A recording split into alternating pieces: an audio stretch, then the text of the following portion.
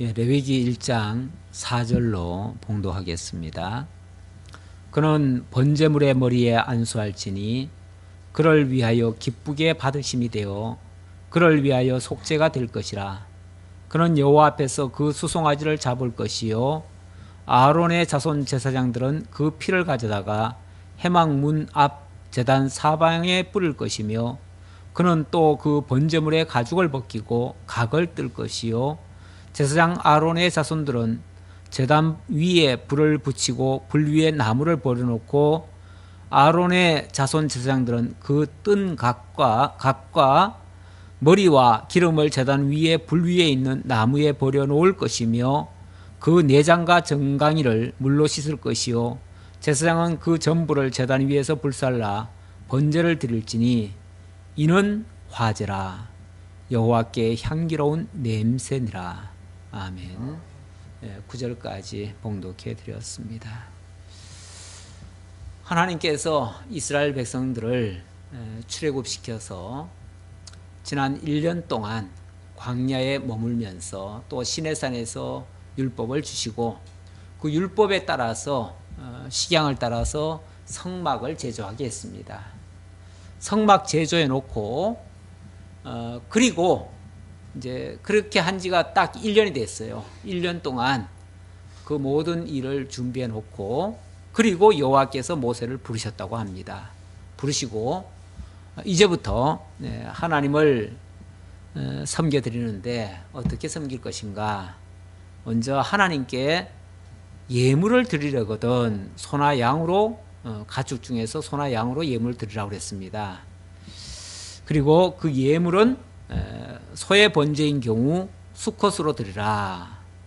그래 놓고 드릴 때의 방법은 번제물의 머리에 안수하라 그랬습니다. 번제물의 머리에 안수하라.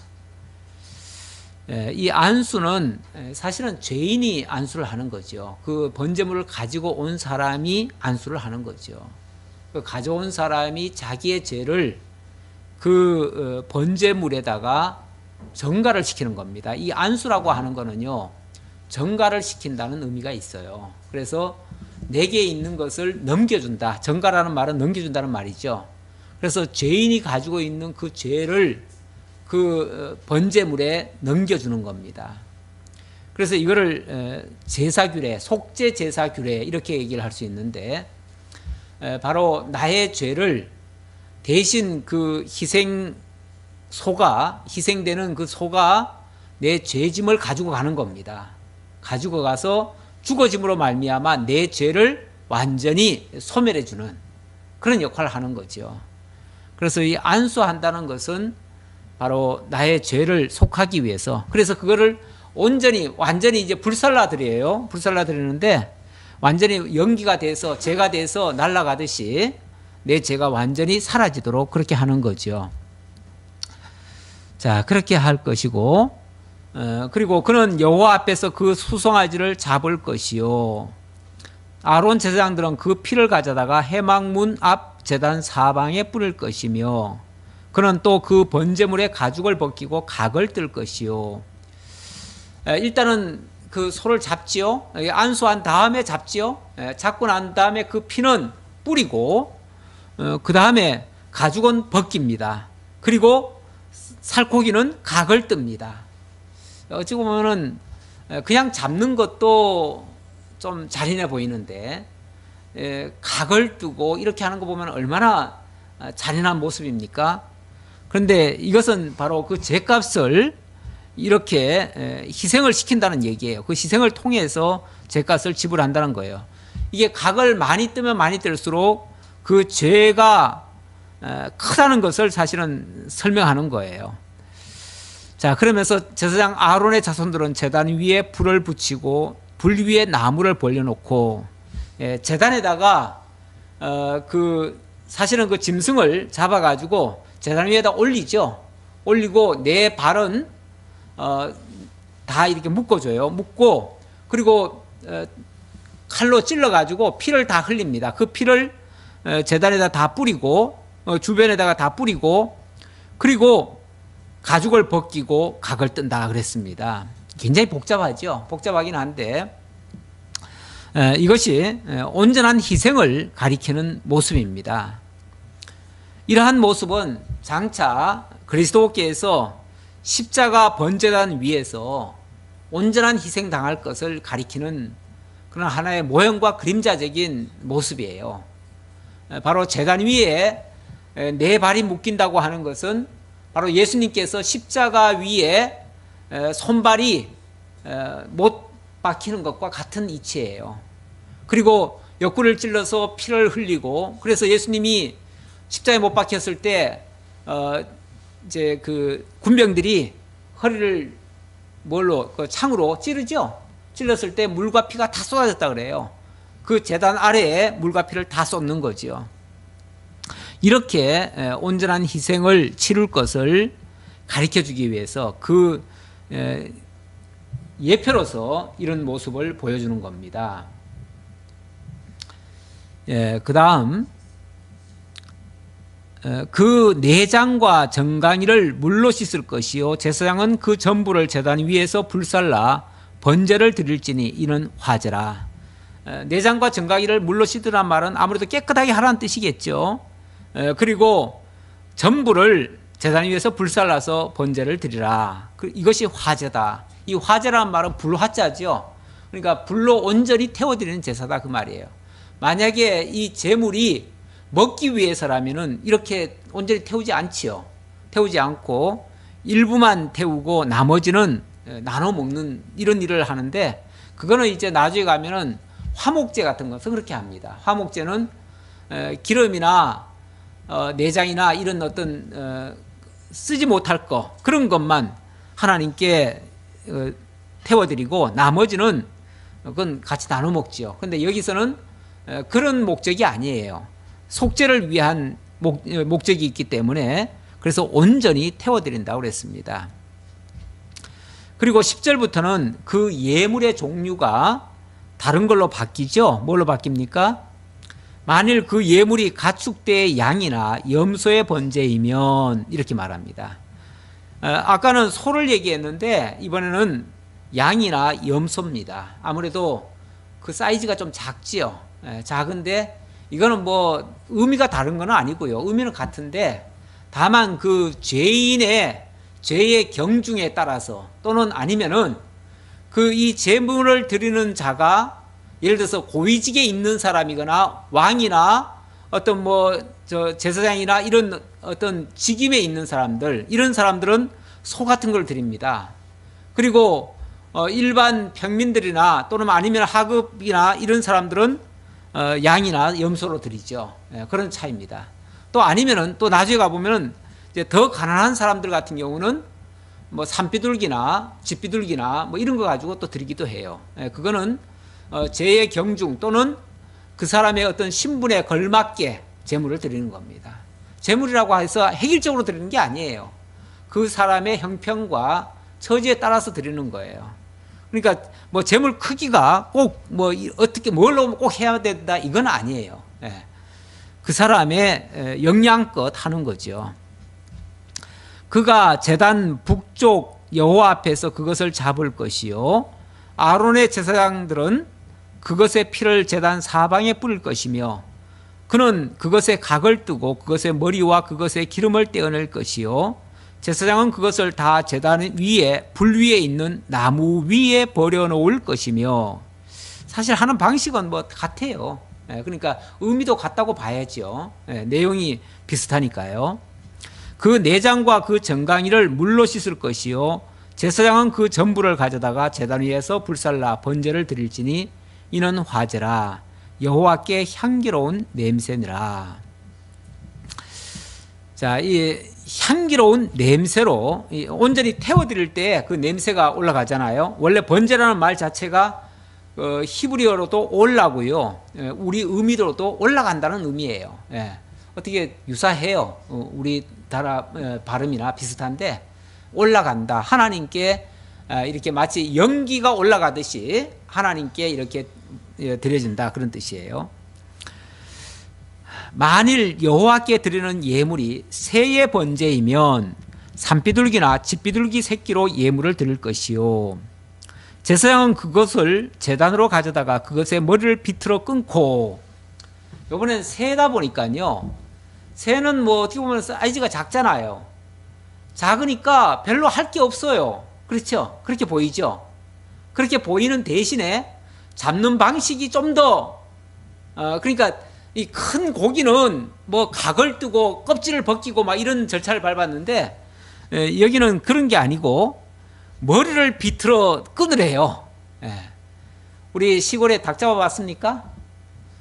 저는 닭을 잡아봤어요. 저는 어머니가 닭 한 마리 잡아와라 그러면은 제가 들어가가지고 닭 잡아다가 제가 드린 적이 있어요. 닭 잡을 때 어떻게 잡는가? 일단은 잡은 다음에 목을 다 비틉니다. 뱅글뱅글 돌려요. 그리고 숨을 못 쉬죠. 어떻게 보면 잔인해 보여요. 잔인해 보이는데, 이게 이제 성경적으로 보니까 이렇게 잡으래요. 목을 그냥 비틀래요. 비틀어서 잡으래요. 그리고 제단 위에서 불사르고 피는 제단 곁에서 흘릴 것이며, 그것의 모이 주머니와 그 더러운 것은 제거하여 제단 동쪽 재버리는 곳에 버리고, 여기는 모이 주머니, 원래 이 새 종류는요 다 모이 주머니가 있어요. 그것이 원래는 막 집어 먹지요. 집어 먹고 돌도 막 집어 먹어요. 그래가지고 돌과, 원래 소화 기능이 따로 없어요, 새는. 그래서 그 자갈 같은 거, 그래서 새는요 자갈을 안 먹으면 안 돼요. 반드시 돌멩이를 먹어야 돼요. 그래서 그 돌멩이가 들어가가지고 그 안에서 곡식을 부셔가지고 그 안에서 그렇게 소화를 시켜요. 그러다 보니까 그게 굉장히 단단해요. 그걸 소위 그 똥집이라 표현하죠. 똥집이 굉장히 단단하잖아요. 그걸로 이제 지가 이렇게 하면서 갖다가 부시는 거죠. 음식물을 부셔요. 그렇게 해서 소화를 시킵니다. 근데 이것을 제거해서 동쪽 재버리는 곳에 버리라. 그리고 또 날개 자리에서 그 몸을 찢되 아주 찢지 말고, 제사장이 그것을 제단 위에 불 위에 있는 나무 위에서 불살라 번제를 드릴지니 이는 화제라 여호와께 향기로운 냄새니라 하는 방식은 비슷해요. 의미도 비슷하고요. 그런데 요 잡는 방식만 조금 달라요.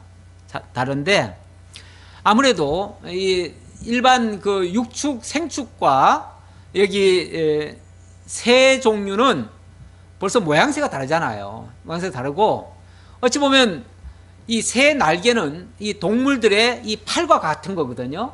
그러니까 이 팔을 여기는 찢으라고 돼 있는데, 이걸 팔을 그냥 매달든지, 동물 같으면 매달았지요. 매달았는데 이거는 매다는 게 아니니까 이걸 찢으라는 거죠. 찢어서 이제 쫙 벌려놓으라는 거죠. 어찌 보면 비슷한 의미예요. 결국은 비슷한 의미인데, 찢기는 찢는데 아주 찢지는 말라는 거예요. 뜯어내라는 건 아니라는 거죠. 뜯어내는 건 아니고 그만큼 찢어질 듯한 고통을 주라는 거예요.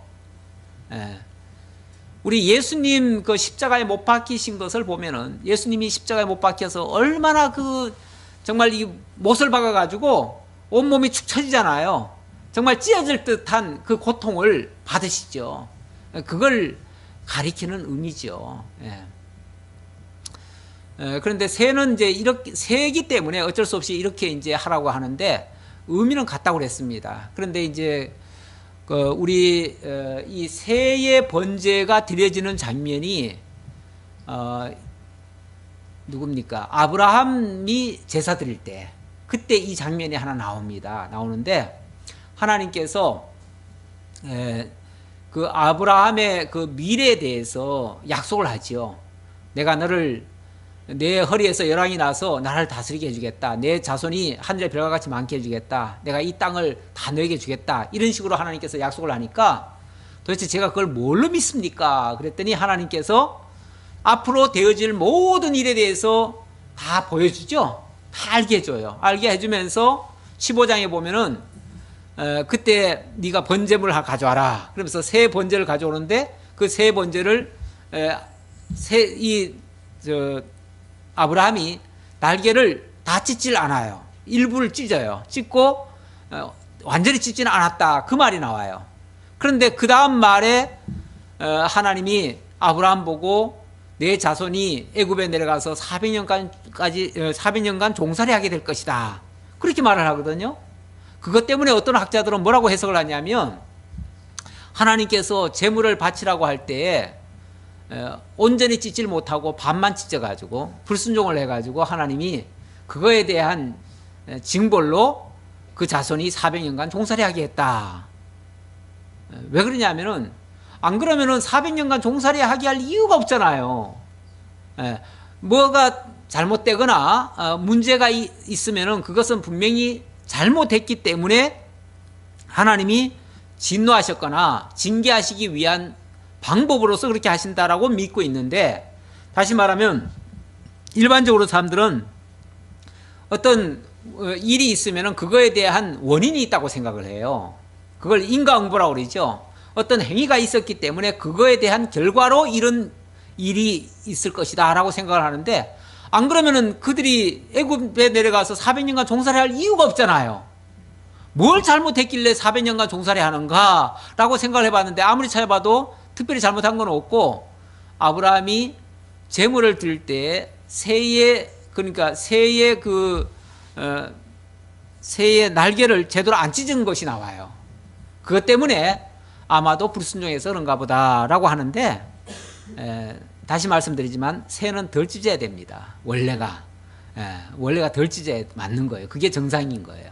그러니까 제물 드리는데 전혀 하자 없었어요. 잘못된 거 없어요. 다만 애굽에 내려가서 400년간 종살이 하는 거는 하나님의 계획이었어요. 계획이었고, 거기 가서 생육번성시켜서 거기서 하나님의 백성들을 따로 뽑아낸다는 거예요.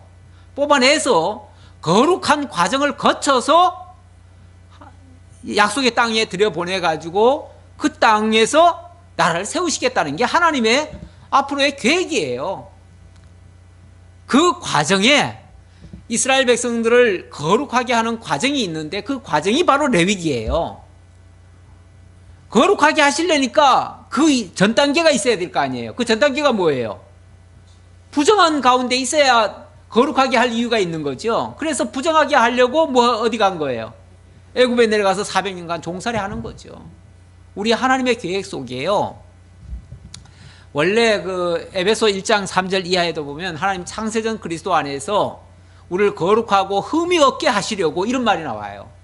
거룩하고 흠이 없게 하시는 것이 궁극적인 목표라면 그 과정에는 거룩하지 않은 상태에 빠질 것이 예정되어 있는 거예요. 그렇기 때문에 그 과정을 거쳐서 거룩하고 흠이 없게 하시는 거죠. 그걸 하나님이 의롭게 하신다고 했고, 그 의롭게 하시는 과정이 반드시 절차상 필요한 거예요. 그래서 하나님이 출애굽기에서는 하나님께서 이스라엘 그 출애굽한 백성들, 그러니까 부정하고 흠이 있는 백성들 애굽 땅 종되었던 집에서 이끌어낸 거 가지고 바로 깨끗해지지 않잖아요. 그래서 40년간 광야 생활을 하면서 거기서 모든 불결함을 다 뜯어내야 되는데, 그렇게 하기 위해서 먼저 하나님이 율법을 주십니다. 율법을 주니까 율법에 의해서 다 정죄가 되어지죠. 정죄되어진 자들을 거룩하게 하는 그 규례가 필요한 거예요. 그래서 정죄된 자들에게 사제 규례를 주셔서 제사함을 얻게 하는 이 방법을 주시는데, 그게 바로 제사 제도예요. 지금 1장부터 5장, 6장까지 최소한 5대 제사가 나옵니다. 5대 제사가 나오는데 그 성격에 따라서, 그리고 제물 종류에 따라서, 또 방법에 따라서 여러 가지 제사 규례들이 나오는데, 지금은 생축 가지고 드리는 제사 규례를 얘기하고 있습니다. 생축 가지고 온전히 번제 드리는 제사 규례, 그걸 지금 드리고 있는데, 어쨌든 우리 하나님께서 이렇게 거룩하게 하시는 것이 하나님의 근본 의도이다라는 것을 먼저 말씀드리고요. 제가 지난주에 레위기 첫 강의 들어가면서 제가 서론을 얘기하다가 하나님의 이 모든 언약에 근거해서 역사를 이렇게 지금 진행해 가신다라고 말씀드리면서 하나님이 창세기에서 양대 언약을 하셨다, 이 말씀을 드렸습니다. 그랬는데 그 양대 언약을 제가 설명하는 과정에서 양이라는 말은 둘과 같은 말이다, 이렇게 얘기를 했는데, 그 말을 하고 나서 가만히 생각하니까 이게 자칫하면 오해가 되게 생겼어요. 왜냐하면 둘이라고 하면은 하나님이 두 가지 언약을 하셨다 이렇게 생각하기 쉽단 말이에요. 어떤 사람들은 뭐 또 3대 언약이란 말도 하고 2대 언약이란 말도 하고 막 이러는데 우리가 말하는 이 양대 언약이 마치 2대 언약 같은 오해를 불러일으킬까 봐 제가 오늘 조금 더 보충을 해드리자면, 여기서 양이라고 하는 것은 물론 숫자로 말하면 둘이라는 말이 맞습니다. 그러나 의미는 단순히 숫자, 아라비아 숫자의 둘이 아닙니다. 왜 그러냐면 근본적으로 예를 들면 사람의 모습으로 한번 생각을 해봅시다. 제가 지금 한 사람이라고 지금 칩시다.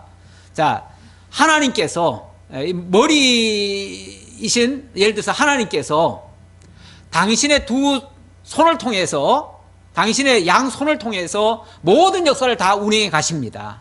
운행해 가시는데 모든 것이 다 당신의 손에 의해서 움직여지죠. 그래서 하나님의 손으로 뭐 율법도 주시고 하나님의 손으로 뭐 역사를 하셨다 이런 표현을 하잖아요. 그랬을 때 그 양손이라는 말은 단순히 두 손이라는 말입니까? 하나님이 하시는 모든 일의 근원이라는 얘기입니까? 제가 지금 두 번째 말한 얘기죠. 예. 그렇죠. 모든 것을, 모든 하시는 일을 통틀어서 하나님의 양손이다, 양손으로 하셨다 이렇게 말을 하죠. 마찬가지로 하나님의 모든 언약을 총칭해서 마치 이 두 손으로 하듯이, 이 두 손이라고 하는 건 한 몸의 두 손이라고 하는 건 전부예요. 전부. 그렇죠? 그렇잖아요. 이 몸 전체를 다 제어하는, 그리고 이 머리가 시키는 모든 일을 집행에 옮기는 것이 바로 양손이에요. 그러니까 여기서의 양손이라고 하는 것은, 지금 양대 언약이라고 하는 것은 바로 이 양손과 같다 그 말이에요. 하나님의 모든 언약을 이 양손처럼 이렇게 선언하신 내용이다. 따라서 이제부터 하나님이 하시는 모든 일은 이 양손이 마치 지시하듯이, 또는 하나님의 그 양 언약이 하시는 그대로 다 되어지는 일이다 그 말이에요. 그러니까 사실 언약이라고 하는 거는요, 세부적으로 들어가 보면 여러 가지 언약이 있을 수 있어요. 뭐 하다못해 무지개 언약도 있고요. 그렇잖아요. 또 뭡니까? 어떤 사람들은 원시복음이라고 그러는데, 창세기 3장 15절 같은 경우 바로 누굽니까? 여자의 후손 언약도 있잖아요. 그뿐이 아니라 뭐 세부적으로 들어가면 뭐 소금 언약이니 무슨 언약이니 뭐 해가지고 언약이라는 이름이 굉장히 많아요. 근데 그 모든 언약이 다 이 양 언약 안에 다 들어있다 그 말이에요. 예. 그러니까 언약이 하나님이 딱 두 가지만 했다 이렇게 말하면 안 되고 양대 언약으로 하셨다. 예. 이 대라고 하는 것은 모든 것에 어떤 큰 기둥을 얘기하는 거예요. 그래서 성전에도 보면은 하나님의 그 뭐가 있습니까? 양 기둥이 있죠. 예. 야긴과 보아스라고 하는 양 기둥이 있는데, 그것이 성전 전체를 지금 떠받들고 있는 가장 중요한 기둥이라는 얘기잖아요. 그런 것처럼 단순히 숫자 둘이라는 개념이 아니라 하나님의 모든 언약을 총칭한 말이다. 거기서부터 세부적인 언약이 이루어져 있다. 그것을 크게 말하면 하나님의 나라와 하나님의 의 언약이다. 이렇게 말씀드리는 거예요. 그래서 둘이라고 말씀을 또 제가 혹시 잘못 드려가지고 일반적인 뭐 3대 언약이다, 2대 언약이다 그런 것 중에 하나인 것처럼 착각할까봐 제가 다시 한번 정정을 드립니다. 자, 그리고 2장으로 넘어갑시다. 2장으로 넘어가면 2장은 소재 예물의 규례입니다. 여기에는 뭐 소재라고 하는 것은 곡식으로 드리는 제사죠. 곡식으로 드리는 제사인데, 이 곡식으로는 이제 구워서 굽고 고운 가루로 만들고 굽고 삶고 첫 이삭으로 이렇게 드리라고 합니다. 이게 무슨 의미를 가지고 이렇게 말씀하시는지 내용을 이제 확인해 보도록 하겠습니다. 누구든지 소재 예물을 여호와께 드리려거든 고운 가루로 예물을 삼아 그 위에 기름을 붓고 또 그 위에 유향을 놓아 아론의 자손 제사장들에게로 가져갈 것이요. 우선 거기까지 봅시다. 소재 예물을 드리려거든. 그러니까 제물은 사실 뭐 형편에 따라서 또 자기가 가지고 있는 것에서 드릴 수 있어요. 그러다 보니까 예를 들어서 전혀 육축도 안 하고 또 뭐 예를 들어서 다른 어떤 짐승으로 들 수 없는 형편에 있는 사람 같으면 예를 들어서 농사 짓는 사람이라면 그 사람이 자기 가지고 있는 건 뭐예요? 곡식밖에 없잖아요. 그러니까 곡식으로 들을 수 있는 거죠. 곡식 가진 사람은 아니 하나님이 그러면은 고기는 잡수시고 곡식은 안 잡수시나요? 또 하나님이 잡숫게 하기 위해서 지금 드리는 건가요? 잡숫게 하기 위해서 드리는 거면은 태워드리면 안 되죠. 그렇죠? 예. 그러니까 이 잡숫기 위한 목적으로 드리는 게 아니에요. 오히려 제사라고 하는 것은 원래 희생을 가리키는 의미가 담겨져 있잖아요. 이 대표적인 소제 같은 경우는 성경상의 최초의 소제 장면이 나오죠. 그 소제 장면이 바로 가인의 제사입니다. 이 가인이 뭘로 드렸죠? 자기가 농사하는 자이기 때문에 농산물 가지고 하나님께 제물로 드렸어요. 근데 그 농산물로 제물을 드릴 때에 하나님은 희한하게도 가인이 드린 그 제물은 안 받으셨다고 그랬습니다. 안 받고 그 아벨이 아벨 맞죠? 예, 아벨이 드린 그 양의 제물, 양의 피와 그 제물은 받으셨대요. 자, 그러고 보면 어떤 사람들은 그래요. 하나님은 피의 제사만 원하시고 피가 없는 거라서 이거는 곡식 제사는 안 받았다, 이렇게도 또 말하는 사람이 있는데 그것도 아니에요. 이 피라고 하는 게 육축의 피라고 하면은 그거는 당연히 붉은 피죠. 붉은 피가 맞지만은 이 곡식도 사실 그걸 만약에 가루를 낸다, 그럼 피 흘리는 거랑 마찬가지죠. 다만 색깔이 빨갛지 않을 뿐이지 곡식도 부셔버리면은 그게 생명이 끊어지는 거니까 그것도 피를 흘리는 거랑 마찬가지죠. 원래 피라고 하는 건요, 이꼬르 뭐냐면 생명이에요, 생명. 그러니까 곡식을 가루낸다고 하는 거는 생명을 끊어버린 거예요. 그렇죠? 네. 그렇기 때문에 곡식을 가루냈다고 하는 거는 피를 흘린 거나 똑같은 거예요. 그래서 곡식도 만약에 온전한 제물로 하나님께 드렸다면은 마땅히 가루를 냈어야죠. 가루를 냈어야 되고, 가루뿐만이 아니라 또 그 다음 단계가 또 있어요. 예. 그런 희생들을 많이 치렀어야 되는 거예요. 그래서 아까도 그랬잖아요. 소를 잡을 때 먼저 피부터 빼라고 그랬죠. 피를 흘리고 그 다음에 피를 흘린 걸로 끝나는 게 아니라 그 다음 단계가 각을 뜨라고 그랬어요. 가죽을 벗기라고 그랬어요. 그 다음에 또 내장을 씻으라고 그랬어요. 그리고 그걸 또 태우라고 그랬어요. 그러니까 얼마나 지금 여러 단계가 거쳐집니까? 이것이 희생시키는 정도에서만 그치는 게 아니라 그 희생 속에 엄청난 고통도 동반되도록 하는 거예요. 그러니까 희생에는 당연히 고통이 따르죠, 또. 그러니까 이거를 이렇게 이제 이런 희생을 치르라고 했는데, 곡식으로 만약에 제물을 드리려거든 그렇게 해야 되는 거죠. 그런데 가인이 제사 드릴 때 보면은요, 피 흘렸다는 말이 없어요. 다시 말하면 곡식 가루냈다는 말이 없어요. 그냥 곡식 중에서 드렸다고 그래요. 그러니까 그것은 하나님이 그 원래 제사라고 하는 의미, 다시 말하면 희생이라고 하는 의미가 담겨져 있지 않아요. 의미가 안 담겨져 있는 제물은요, 예물이라고 하는 거는 그건 뇌물과 같아요.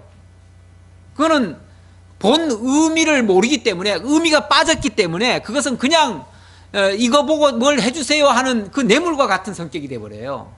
그래서 제물이 되면은 그 제물은 그 희생의 의미가 다가오는 것이고요. 그것이 만약에 제물이 안 되어지면은 뇌물과 같아져요. 그래서 하나님은 그걸 원치 않으시는 거예요. 하나님이 무슨 그거 고기 먹고 싶거나 또는 떡이 먹고 싶어서 그러십니까? 우리처럼 무슨 곡식을 먹고 싶어서 그러십니까? 하나님 그런 거 안 잡서요. 하나님 영이시기 때문에 그 중심을 보시고 그 마음을 상태를 보셔요. 그래서 아벨을 받을 때도 아벨과 그의 제물을 받으시고, 또는 가인과 그의 제물을 안 받으시고, 이렇게 얘기를 해요. 그거는 제물 이전에 그 사람의 마음 상태, 그 사람의 그 중심, 그 의미를 알고 있느냐 없느냐, 그걸 먼저 보시는 거다, 그 말이죠. 그래서 여기 이 소재 제물도 소재 제물 자체가 잘못된 건 아니고요. 그 제물을 드릴 때에 그 의미가 담겨져야 돼요. 담기기 위해서 어떻게 하는가? 일단은 첫 번째 제일 먼저 할 일이 고운 가루를 내야 돼요. 일단은 뭐 부셔버려야 돼요. 부셔야 그 생명도 끊어지고요. 예, 그렇게 되는 거예요. 그 다음에 이걸 가지고 또 그냥 하는 게 아니라 그 위에다가 기름을 부어요. 기름을 붓는다는 것은 그걸 거룩하게 구별한다는 의미가 있어요. 또 그 위에다가 유향을 놓아요. 유향을 놓는다는 말은, 유향이라고 하는 것은 원래 향기를 내잖아요. 향기를. 그러니까 그 향기가 위로 올라가거든요. 그러니까 하나님께 올린다, 이런 의미예요. 그러니까 하나님을 향해서 그걸 드려진다, 그런 의미죠. 자, 이거를 제사장에게로 가져가라 그랬습니다. 그러면은 이제 제사장이 어떻게 하는가? 그걸 받아가지고 그 고운 가루 한 움큼과 기름과 그 모든 유향을 가져다가 기념물로 제단 위에서 불사를 지니, 기념물로 제단 위에서 불사른다. 그걸 다 태워드리는 게 아니라 여기서는 이제 한 움큼이라고 그랬죠. 한 움큼이니까 요거는 이제 어떻게 보면 상징을 하는 거예요. 상징을. 예. 기념물이라고 했으니까, 기념이라고 하는 거는 전체가 아니에요. 전체 중에서 일부를 가지고 그것을 담고 있는 거예요. 그거를 담아서 기념으로만 하는 거죠. 상징으로만 하는 거죠. 그렇게 해서 제단 위에서 불사를 지니 이는 화제라, 여호와께 향기로운 냄새니라. 그 소제물에 남은 것은 아론과 그의 자손에게 돌릴지니 이는 여호와의 화제물 중에 지극히 거룩한 것이니라. 여기 소제물은요, 그러니까 일부 한 움큼 그 기념물만 바치라고 하고 나머지는 아론과 그 자손들에게 돌리래요. 이건 어떻게 보면은 그 아론과 그 자손들의 양식으로 삼으라, 그런 얘기예요. 예. 그 다음 4절에는요 좀 더 구체적으로, 내가 화덕에 구운 것으로 소재의 예물을 드리려거든. 이거는 이제 같은 소재인데 소재 그 방식을 조금 달리 하려거든, 그런 말이에요. 달리 할 때는 이렇게도 할 수 있다, 그 말이죠. 화덕에 구워서 할 수도 있어요. 아까는 고운 가루 낸 걸 가지고 그 위에다가 기름을 붓고 또 유향을 놔가지고 그걸로 태워서 하나님께 올려드렸는데, 이번에는 그게 아니고 아예 그 고운 가루를 반죽을 해가지고 화덕에 구워요. 예. 화덕에 구운 것으로 소제예물 드리려거든 고운 가루에 기름을 섞어 무교병이나 기름을 바른 무교전병을 드릴 것이요. 마치 과자처럼, 또 아니면은 밀가루 그 전병, 이제 소위 말해서 뭐 부침개는 아니죠. 부침개는 나중에 또 다른 게 또 나와요. 냄비에다 하는 게 또 나오고 그러는데, 어쨌든 이 빵 굽듯이 이렇게 해가지고 화덕에다가 구우라는 거죠. 그리고 철판에 붙인 것으로 소재 예물을 드리려거든. 이 철판에 붙인다는 말은 이게 지금 말로 하면 후라이팬에 굽는 거예요. 후라이팬에다가 이제 할 때는 고운 가루에 누룩을 넣지 말고 기름을 섞어 조각으로 나누고 그 위에 기름을 부을지니 이는 소재니라. 호떡 같은 거 구울 때 보면은 넓게 하는데 이렇게 조막조막하게 이렇게 만들지요. 이렇게 만들어 가지고 몇 개 해가지고 위에다 놓고 이제 굽듯이 이렇게 하라는 거죠. 근데 거기다가 무교는 넣지 말아요. 그러니까 누룩을 넣지 말라는 거죠. 발효시키지 말라, 그 말이죠. 그러니까 원래 사람이 먹기 위한 목적이라면은 발효를 해야지요. 그래야 딱딱함도 부드러워지고 빵처럼 돼가지고 부드럽게 먹기가 좋은데 소화도 잘 되고 그러는데, 이 무교로 한다는 것은 결국은 발효시키지 말라는 건데, 이 발효라고 하는 것이, 누룩이라고 하는 것이 무슨 의미가 있냐면 이거는 부패하게 한다는 의미가 있어요. 그래서 하나님께 드려지는 것이 부패해지면 안 되는 거죠. 이건 불결함을 상징하기 때문에, 그래서 하나님께 드려질 그 제물이 불결하게 하면 안 된다는 거죠. 그걸 가리키기 위해서 그렇고요. 또 내가 냄비의 것으로 소재를 드리려거든 고운 가루와 기름을 섞어 만들지니라. 그러니까 여러 가지가 있어요. 뭐 번철에 구울 수도 있고, 또 화덕에다 구울 수도 있고, 냄비에다 구울 수도 있고, 이제 뭐 여러 가지 재료를 써서 할 수 있다. 다만 그 의미는 분명히 살아나야 된다, 그 말이죠. 예. 반드시 희생이 따라야 되고, 뭐 아마 곡식 입장에서는 얼마나 고통스럽겠어요. 그렇죠? 곡식 입장에서는 물론 뭐 곡식은 말을 안 합니다. 곡식은 말을 안 하니까 우리가 곡식은 정말 아프지도 않을 거라 생각하고 그냥 우리가 마구잡이로 여기는데 엄밀하게 말하면 그것도 다 생명이 있는 거예요. 생명이 있고 동물도 다 생명이 있고 어쨌든 하나님께서 우리 먹거리로 주셨기 때문에 우리가 거기에 대해서 무슨 그거 먹으면서 죄책감은 안 느끼죠. 그렇지만은 그러나 우리 하나님께서 그것을 통해서 어떤 희생의 의미를 담게 하고 이걸 또 정결하고 거룩하고 성결하게 만드는 이유는 기름 붓고 이런 거는 다 거룩하게 구별하잖아요. 성별하잖아요. 하는 이유는 우리의 불결함을 거기다가 담아서 그걸로 하나님께 드려짐으로 우리의 죄를 전가하기 위한 그런 의도가 또 다 담겨져 있어요. 그러니까 재물을 다루고 재물이 다르니까 당연히 방법도 좀 다르지만은 그러나 의미는 같다 이렇게 보시면 되겠고요. 몇 절입니까? 8절입니까? 했나요? 9절 소재물 중에서 기념할 것을 가져다가 제단 위에서 불사를 지니 이는 화제라 여호와께 향기로운 냄새니라. 소재물에 남은 것은 아론과 그의 아들들에게 돌릴지니 이는 여호와의 하제물 중에 지극히 거룩한 것이니라. 너희가 여호와께 드리는 모든 소재물에는 누룩을 넣지 말지니 너희가 누룩이나 꿀을 여호와께 드려 사르지 못할지니라. 이 누룩이라고 하는 것은 아까 이 부패의 상징이라고 그랬고요. 이 꿀이라고 하는 거는 이게 달콤하잖아요. 이 달콤한 거는 어떻게 보면 향락 같은 것을 가리키는 의미가 있어요. 그러니까 지금 하나님 앞에 드리면서 부패한 것이 섞여서도 안 되고요. 또 향락을 위해서도 안 돼요. 쾌락을 위해서도 인간이 자기 좋자고 하면 안 되는 거죠. 지금 하나님께 드려지는 것을 내 기분 따라 내 하고 싶은 대로 솔직히 요즘 예배 드리는 형식도 어찌 보면 하나님 기준으로 이거를 만드는 것이 아니고요. 사람에다가 맞추는 경우도 많아요. 오늘날로 말하자면 오늘날 예배 형식을 사람에다 초점을 맞춰서 드리는 경우도 많잖아요.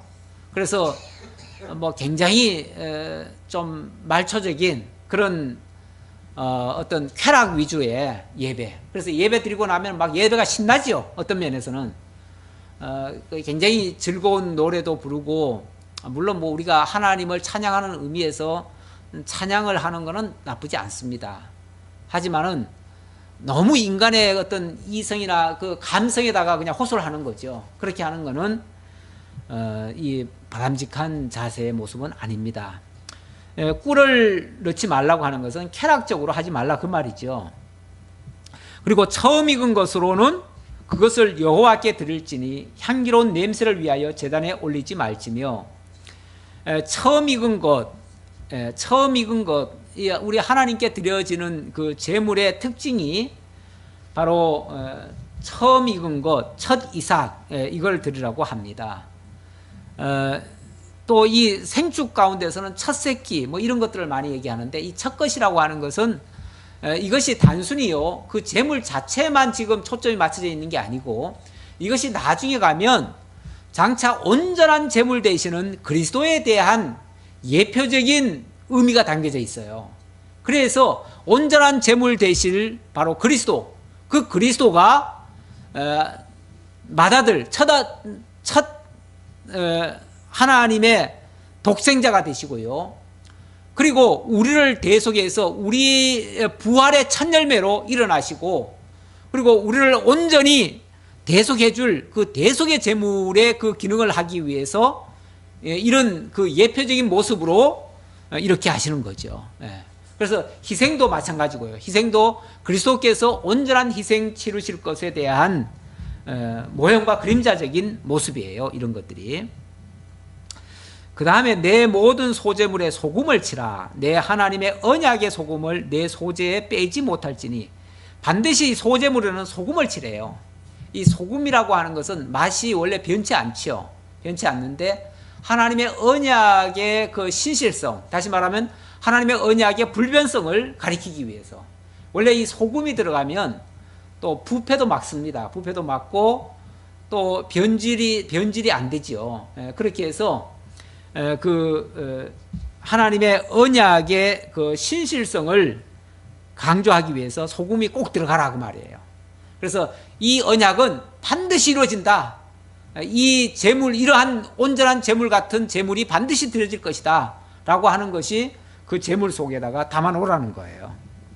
그래서 그리스도의 온전한 제사를 바라보게 만드는 거죠.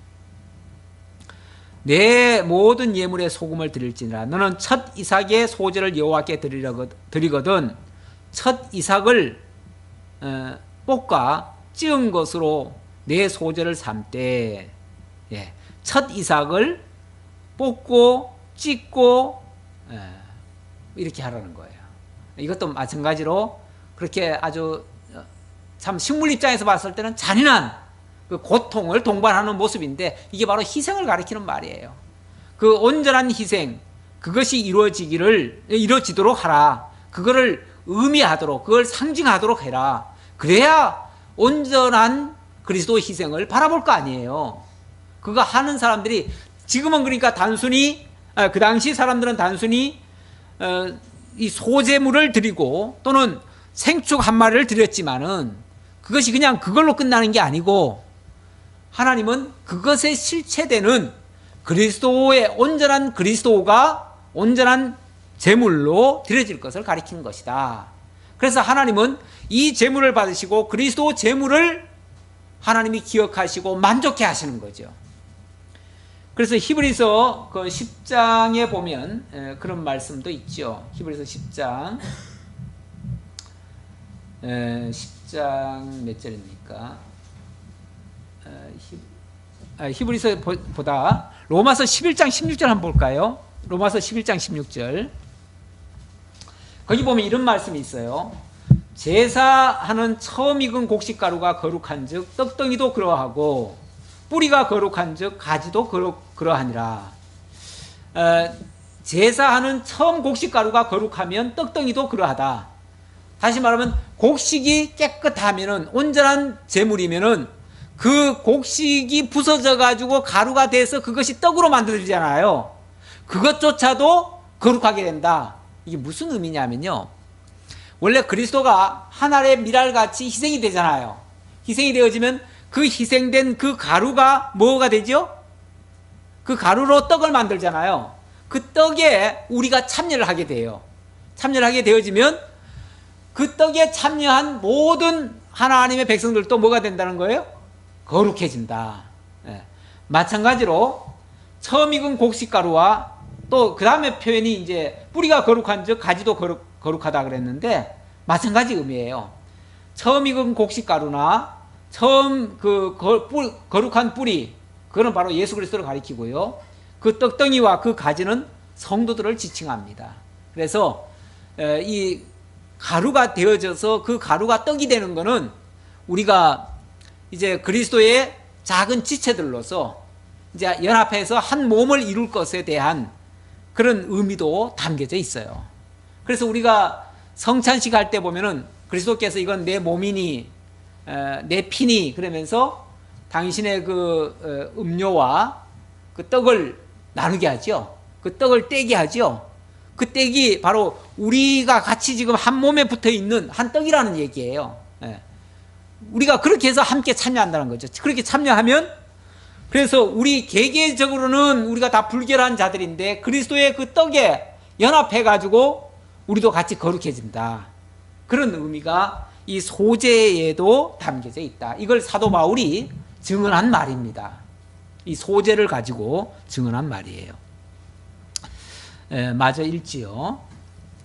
너는 첫 이삭의 소제를 여호와께 드리거든 첫 이삭의 볶아 찌은 것으로 내 소제를 삼되 그 위에 기름을 붓고 그 위에 유향을 더할지니 이는 소제니라. 제사장은 찌은 곡식과 기름을 모든 유향과 함께 기념물로 불사를지니 이는 여호와께 드리는 화제니라.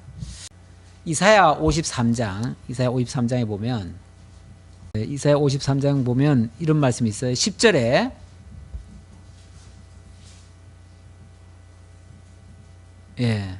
여호와께서 그에게 상함을 받게 하시기를 원하사 질고를 당하게 하셨은즉 그의 영혼을 속건제물로 드리게 이르면 그가 씨를 보게 되며 그의 날은 길 것이요 또 그의 손으로 여호와께서 기뻐하시는 뜻을 성취하리로다.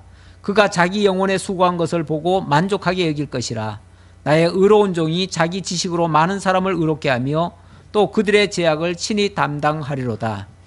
여기는 이건 예언의 말씀이기 때문에 정확하게 표현이 좀 덜 돼 있는데, 이건 물론 그리스도께서 온전한 희생 제물로 드려질 걸 가리킨 것이고요. 그게 히브리서 10장에 그에 대한 성취의 말씀이 나오죠. 성취의 말씀 아무래도 그걸 찾아봐야 되겠네요. 안 찾아보면은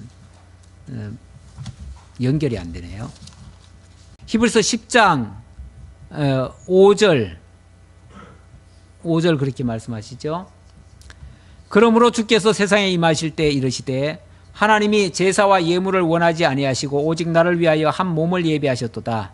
번제와 속죄제는 기뻐하지 아니하시나니 이에 내가 말하기를 하나님이여 보시옵소서. 두루마리 책에 나를 가리켜 기록된 것과 같이 하나님의 뜻을 행하러 왔나이다 하셨느니라. 위에 말씀하시기를 주께서는 제사와 예물과 번제와 속죄제는 원하지도 아니하고 기뻐하지도 아니하신다 하셨고 이는 다 율법을 따라 드리는 것이라. 그 후에 말씀하시기를 보시옵소서. 내가 하나님의 뜻을 행하러 왔나이다 하셨으니 그 첫째 것을 피하시면 둘째 것을 세우려 하심이라. 그 뜻을 따라 예수 그리스도의 몸을 단번에 들이심으로 말미암아 우리가 거룩함을 얻었노라. 그리스도의 온전한 제사, 이것으로 구약의 모든 예표적으로 모형과 그림자적으로 드렸던 제사는 더 이상 드릴 필요가 없게 됐다. 이 말씀을 하는 거죠. 이걸로 하나님이 온전한 제사를 드리게 했다. 그러니까 구약의 이 속죄제 또 번제 이런 것들은 장차 그리스도를 통해서 드려질 온전한 제사에 대한 모형과 그림자였다라는 말씀을 아울러서 드리고 오늘 말씀 마치겠습니다. 기도하겠습니다. 아버지 하나님 감사합니다. 오늘 번제와 소제를 통해서 장차 그리스도의 온전한 제사가 어떻게 드려질 것인가를 깨닫게 해주셔서 감사합니다. 아버지 하나님, 우리 스스로는 불결한 예물과 같습니다. 그러나 온전한 거룩한 그 제물 되시는 그리스도를 통해서 이제 하나님 앞에 온전히 드려지고 거룩함을 입었습니다. 아버지 하나님, 이제 떡덩이가 거룩한 즉 우리도 그에 참여한 자들로서 함께 거룩하게 되었으니 이제 우리가 그의 몸과 그의 지체로서 거룩한 일에도 참여할 수 있는 저희 모두가 되도록 함께해 주옵소서. 오늘도 베풀어 주시는 은혜 감사하고 예수님의 이름으로 기도하옵나이다. 아멘.